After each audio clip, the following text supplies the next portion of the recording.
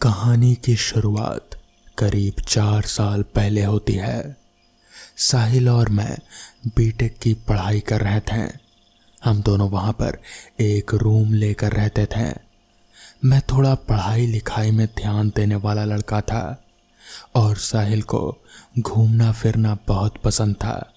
साहिल हमेशा नई जगह पर घूमना पसंद करता था, जबकि मैं अपने घर पर बैठकर पढ़ाई करना ज़्यादा पसंद करता था। एक दिन हम सारे कॉलेज के ग्रुप के फ्रेंड्स बैठकर बातें कर ही रहे थे। तभी हमारे एक दोस्त अनिल ने हमें बताया, अरे तुम जानते हो क्या, अस्पताल के बगल वाले शमशान में क्या हुआ है? साहिल ने हैरान भरे अंदाज में पूछा, नहीं क्या हुआ है बता तो अनिल बोला, अरे वहाँ पर रात को लोग किसी को जलाने के लिए गए थे। उन्होंने बताया कि वहाँ पर उन्होंने किसी साए को देखा और फिर बड़ी अजीब अजीब सी आवाज़ें सुनी। वो लोग एकदम डरे हुए थे और फिर बॉडी को बहुत मुश्किल से ही वो लोग जलाकर तुरंत वहाँ से निकल गए। अनिल ने आगे जारी रखते हुए बताया कि किसी तरीके से कल रात वो और उसके दोस्त भी वहाँ पर गए थे, लेकिन उन्हें वहाँ पर कुछ भी अजीब महसूस नहीं हुआ, जिसकी वजह से वो वापस लौट आए। उसने बताया, हम सब ने वहाँ पर कुछ महसूस तो नहीं किया, मगर आवाज़ें बड़ी अजीब सी आ रहे थे। अब सच कहूँ तो हमें भी थोड़ा डर तो लग ही रहा था, इसलिए हम लोग वहाँ से वापस आ गए। बस फिर क्या था, उसके बाद तो साहिल के दिमाग में बस उसी जगह की बातें घूमने लगी। जब हम लोग अपने रूम पर वापस आए तब साहिल ने मुझसे कहा, चलना आदित्य, आज हम लोग भी उसी शमशान में चलते हैं, देख कर आते हैं कौन सा नया भूत आया है इस शमशान में। और वो ज़ोर से हंस दिया, लेकिन मैं अंदर ही अंदर परेशान हो गया, क्योंकि मैं जानता था कि एक बार साहिल ने अपने हाथ में कोई काम ले लिया तो पूरा किए बिना वो दम नहीं लेगा। मैंने उसको समझाया, भाई देख, वहाँ जाने का क्या फ़ायदा होगा, हमारे एग्ज़ाम भी आने वाले अगले हफ्ते से।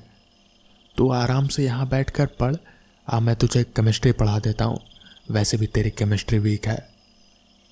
उसने मुझसे बोला, मुझे मालूम था तू यही सब बहाने बनाएगा। तू इतना फट्टू क्यों है यार, तू मेरा दोस्त होकर भी फट्टू है। उसने और भी 2-4 मुझे ऐसी ही बातें बोली, जिससे कि मेरे आत्मसम्मान में ठेस लग गई। मैंने भी उसको बोल दिया, चल ठीक है, चल दूंगा तेरे साथ, मैं कोई भूत वूत से डरता नहीं हूँ। वो भी ज़ोर से हंसा और बोला, ये हुई ना बात, चल आज रात का खाना मैं तुझे खिलाऊंगा। और हम लोग पास ही में एक ढाबे पर गए। हम हमेशा उसी ढाबे पर जाते थे। वहाँ उसने बताया कि उसको इन सब चीज़ों में विश्वास कैसे हुआ। हालांकि इन सब बातों में मैं विश्वास नहीं करता था, लेकिन ना जाने क्यों एक डर सा मुझे लगा ही रहता था। हालांकि उसने मुझे जो कहानी बताई वो भी काफ़ी डरावनी थी। हम लोग वहाँ करीब शाम के 7 बजे पहुँच ही गए थे। हम जैसे ही अंदर जाने की कोशिश करने लगे, बगल से वॉचमैन आ गया और उसने सीटी बजाते हुए हमें रुकने को बोला। अरे रुको, कहाँ जा रहे हो? तो इस पर साहिल बोला, अरे अंकल कुछ नहीं, वो हम बैट बॉल खेल रहे थे ना, तो हमारी बॉल चली गई, बस वही लेने जा रहे हैं। तो इस पर वॉचमैन बोला, तो तुम्हारे पास बैट कहाँ है? और यहाँ पर आसपास कोई ग्राउंड कहाँ है जो तुम बैट बॉल खेल रहे थे? देखो, झूठ मत बोलो और चुपचाप यहाँ से चले जाओ। इस पर साहिल बोला, सर बस हम बॉल लेकर जा रहे हैं, वो गलती से बॉल अंदर चली गई थी, या फिर आप खुद जाकर देख लो ना। जैसे ही साहिल ने ये बात बोली, वॉचमैन को तो जैसे तोते उड़ गए और अब उसके हाव भाव भी बदल गए। उसने हमें डांटते हुए बोला, जाते हो या लगाऊं अभी 2 डंडे। यहाँ से साहिल भी अब गर्म हो रहा था। मैंने साहिल को शांत किया और उस वॉचमैन से दूर ले गया। साहिल अब जिद पर अड़ गया। उसने बोला, मैं तो जाकर ही रहूँगा, देखता हूँ ये वॉचमैन मेरा क्या कर लेगा। मैंने उसको शांत करने के लिए ये बात बोली कि अभी वो वॉचमैन भी थोड़ी ही देर में सोने चला जाएगा, तो क्यों ना हम लोग थोड़ी देर बाद आए या फिर करीब 12 साढ़े 12 बजे के आसपास आए। साहिल को ये प्लान पसंद आया और उसने बोला, ठीक है, हम रात में 12 बजे आएंगे, क्या बोलता है। मैंने अपना सिर हाँ में हिलाया और फिर साहिल वहाँ से आगे की ओर बढ़ गया। मैंने अपने सिर पर हाथ रख लिया और मैंने सोचा, अरे यार, मैंने तो अपने ही पैर पर कुदाली मार ली। एक तो शमशान, ऊपर से रात 12 बजे। मेरी मती मारी गई थी जो मैंने साहिल को यह आइडिया बता दिया। इसी बीच मैं साहिल को कई बार मना रहा था, लेकिन साहिल अपने फैसले पर पूरे तरीके से अड़िग था और आखिरकार वो घड़ी आ ही गई जब हमें शमशान के लिए निकलना था।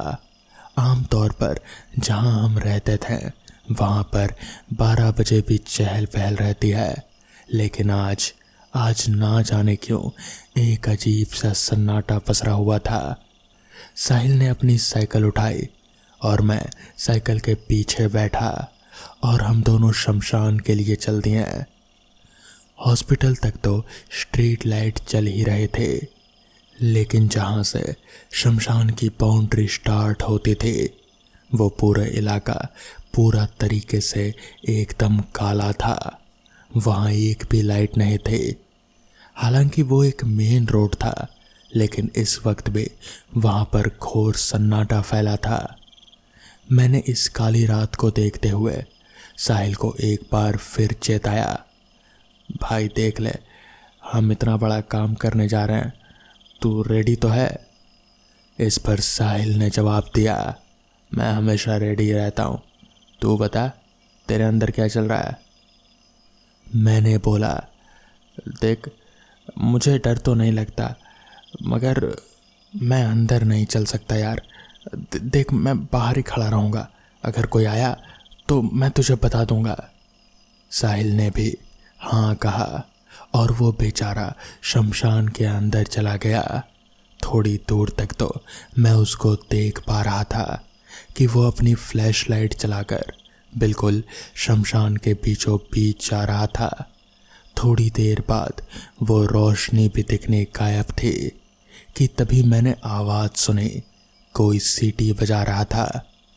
मैंने अंदर हल्की सी आवाज़ लगाई, साहिल, साहिल कोई आ गया है, ए साहिल जल्दी बाहर आ। लेकिन अंदर से कोई भी आवाज़ नहीं आई। मैंने थोड़ा और तेज आवाज़ में बोला, साहिल, साहिल कहाँ है तू। मेरी आवाज़ सुनकर वॉचमैन दौड़कर मेरी तरफ आया। उसने मुझसे बोला, तू यहाँ पर क्या कर रहा है, तुझे बोला था ना यहाँ नहीं आने को, समझ में नहीं आता क्या। मेरे मुंह से कोई आवाज़ नहीं निकली। उस वॉचमैन ने मेरी तरफ निगाह डालते हुए कहा, अरे तुम इतने डरे हुए क्यों हो, बताओ क्या हुआ। तुम तो ऐसे डरे हो मानो कोई भूत देख लिया हो। मैंने डरते हुए बोला, मैंने भूत तो नहीं देखा, लेकिन वो भूत देखने गया है। उसने हैरानी भरी निगाह से मेरी तरफ देखा और फिर कहा, भूत देखने गया है मतलब कौन गया है अंदर, कहाँ गया है। मैंने डरकर सारी कहानी उस वॉचमैन को बता दी तो इस पर वॉचमैन बोला, अरे यार तुम्हारी मत मारी गई थी क्या, तुम ऐसी जगह पर आते ही क्यों हो, ये कोई पिकनिक मनाने की जगह है क्या, जब देखा यहाँ पर आ गए मुंह उठाकर। तुम लोग बड़े बेवकूफ़ हो यार, कल भी तुम्हारे जैसे ही कुछ लड़के आए थे, मैंने उन्हें देखा और डांट कर भगा दिया, वो लोग तो अंदर जाने की हिम्मत भी नहीं कर रहे थे। वॉचमैन अनिल और उनके दोस्तों की बात कर रहा था। वॉचमैन ने बोला, तेरा दोस्त कहाँ है, उसको आवाज़ लगा। मैंने ज़ोर से आवाज़ लगाई, साहिल, साहिल कहाँ पर है, जल्दी बाहर आ। लेकिन अंदर से कोई भी जवाब नहीं आया। मैं बुरी तरीके से डर गया था। मुझे पता नहीं था कि साहिल के साथ क्या हो गया है। मैंने कई बार साहिल को पुकारा, लेकिन सन्नाटा पूरी तरह से कायम था। वॉचमैन भी मेरे साथ साथ साहिल को आवाज़ लगा रहा था। मैं पूरा पसीने में भीग चुका था। मुझे अपने ऊपर शर्मिंदगी महसूस हो रहे थे कि मैं कैसा दोस्त हूँ, अपने दोस्त को अकेले ही शमशान में छोड़ दिया। मैं दोस्ती के नाम पर कलंक हूँ। मैंने दोस्ती का फर्ज नहीं निभाया। मैं तो डरा हुआ ही था। वॉचमैन की भी सिट्टी पिट्टी गुल थी। हिम्मत करके मैंने वॉचमैन को बोला, अंकल चलो ना, हम चलकर देखते हैं कि क्या हुआ है साहिल के साथ। वॉचमैन ने मेरी तरफ बड़ी हैरान भरी निगाहों से देखा और मुझसे बोला, तुम पागल हो क्या? तुम अंदर जाना चाहते हो? तुम जानते नहीं इस शमशान के बारे में कितनी अफवाहें हैं। यहाँ जो भी रात में गया वो कभी वापस नहीं लौटा। इस पर मैंने कहा, पर अंकल, मेरा दोस्त अंदर है, मैं उसे ऐसे नहीं छोड़ सकता। मैं जा रहा हूँ, बस आप मुझे अपनी टॉर्च दे दीजिए। इस पर वॉचमैन ने मेरी ओर बड़ी हैरान भरी निगाहों से देखा और फिर थोड़ी देर कुछ सोचने के बाद बोला, तुम बच्चे लोग यार बड़े बेवकूफ़ हो। यहाँ आ जाते हो, बताओ ये पिकनिक की जगह है। चलो मैं भी तुम्हारे साथ ही चलता हूँ। जिसके बाद मैं और वॉचमैन हम दोनों शमशान के अंदर दाखिल हुए। शमशान के अंदर पूरा तरीके से अंधेरा पसरा हुआ था। अंधेरे के अलावा और कुछ भी नहीं था। आसपास बड़े ही जंगल झाड़ थे। मुझे कहीं पर भी आसपास साहिल नज़र नहीं आ रहा था। हम लोग आगे बढ़ने लगे। शमशान में बहुत ही अजीब अजीब तरीके की आवाज़ें आ रही थी। कभी कभी तो ऐसा महसूस हो रहा था कि जैसे कोई औरत रो रही हो। मेरा तो पूरा रोम रोम कांप रहा था। वॉचमैन के भी हाथ थर थर कर रहे थे। हम लोग किसी तरह चलते चलते शमशान के बीचों बीच पहुँचे तो वहीं पर मुझे पास ही में एक टॉर्च पड़ी हुई दिखी जो कि जल रहे थे। शायद यही साहिल की टॉर्च थी। हम लोग भागकर उस टॉर्च के पास गए तो पाया कि साहिल वहीं बगल में ही बेहोश पड़ा हुआ है। हम लोगों ने किसी तरह साहिल को उठाया और फिर उसे होश में लाने की कोशिश करने लगे। हम लोग अभी ये सब कर ही रहे थे कि तभी अचानक ही वो जो औरत के रोने की आवाज़ थी वो एकदम से तेज होने लगी और फिर हमें ऐसा महसूस होने लगा कि जैसे पास के झाड़ियों में कोई खड़ा है और वहाँ से घूर घूर कर हमें ही देख रहा है। वॉचमैन ने मेरी तरफ देखा और इशारे में कुछ कहा। मैं समझ गया कि वो मुझे क्या बताना चाह रहा है। हम दोनों ने साहिल को किसी तरह उठाया और फिर भागते भागते हम लोग शमशान से बाहर निकले। बाहर निकलकर वॉचमैन ने अपना पानी का बोतल लाया और साहिल के चेहरे पर मारा तो फिर साहिल होश में आया।